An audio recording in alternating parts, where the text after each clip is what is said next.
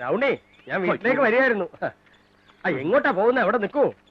എന്റെ ഭഗവതി, ഈ പണ്ടാറക്കാലൻ എന്നെ വിടുന്ന ലക്ഷണമില്ലല്ലോ.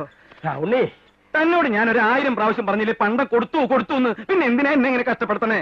രൗണി, ഞാൻ പണ്ടത്തിന്റെ കാര്യം പറയാനല്ല വന്നത്. പിന്നെ നമ്മുടെ മക്കൾ, ആ ഇണപ്രാവുകൾ വിധിയുടെ കരിമ്പാറയിൽ തട്ടി എതിർ ദിശകളിലേക്ക് പറക്കാൻ അനുവദിക്കരുത്. ഒന്നുകൂടി പറഞ്ഞേ. വിധിയായ കരിമ്പാറയിൽ ആര് തട്ടിന്ന്? മറ്റാരുമല്ല, തന്റെ മകളും എന്റെ മകനും. ആ യുവഹൃദയങ്ങൾ പാലും വെള്ളവും പോലെ അടുത്തു കഴിഞ്ഞു.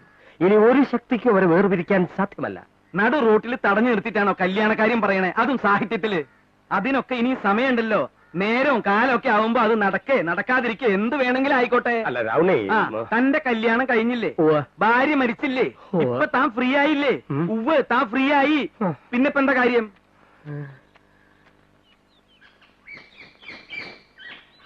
ഇവിടെ ആരും ഇല്ലേ? ഞാനാ, രാവുണ്ണി മുതലാളി.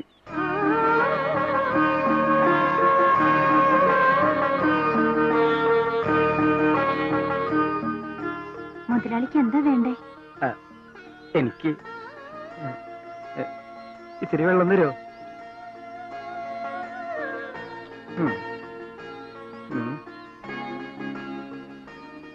ഭഗവതി, ആദ്യമായിട്ട് വെള്ളം.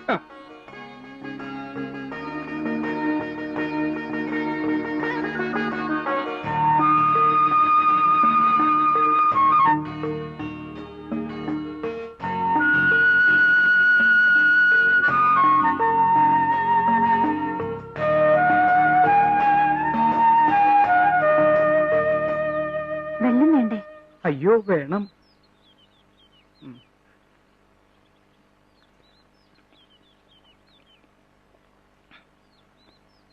എന്തൊരു മധുരം! ഈ കൈപുണ്യം എന്ന് പറയുന്നത് ഇതാ. പച്ചവെള്ളത്തിനും കൂടി എന്തൊരു മധുരം! നിക്കു കുട്ടി.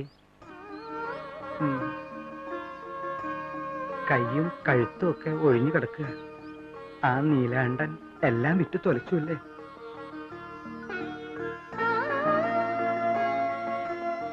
അരഞ്ഞാണം കൂടി പണയം വെച്ചു അല്ലേ? അത് മുതലാളിയുടെ കയ്യിലല്ലേ? ഇപ്പോ അത് എന്റെ കയ്യിലില്ല, വീട്ടിലാ. ഭദ്രായിട്ട് സൂക്ഷിച്ചു വെച്ചിരിക്കുക. സാവിത്രി ഒന്നുകൊണ്ട് പേടിക്കണ്ട. ആ അരഞ്ഞാണം എനിക്ക് വേണമായിരുന്നു. അയ്യോ, അതെന്തിനാ? ഇടാൻ, അല്ലാണ്ട് എന്തിനാ? മുതലാളിക്ക് എന്തിനാ എന്റെ അരഞ്ഞാണം? അതെനിക്ക് തന്നൂടെ? തരും. ഈ കണ്ടീഷനിൽ നീ എന്ത് ചോദിച്ചാലും രാവണ മുതലാളി തരും. പറ, എന്താ വേണ്ടേ? എനിക്ക് അരഞ്ഞാണം മാത്രം മതി. തരാലോ. അത് നാളെ പോരെ? മറ്റന്നാളായാലോ? സാവിത്രി, നാളെ തന്നെ തരാം. ഈശ്വര, ഉള്ളതും കൂടെ ഇല്ലാണ്ടായോ?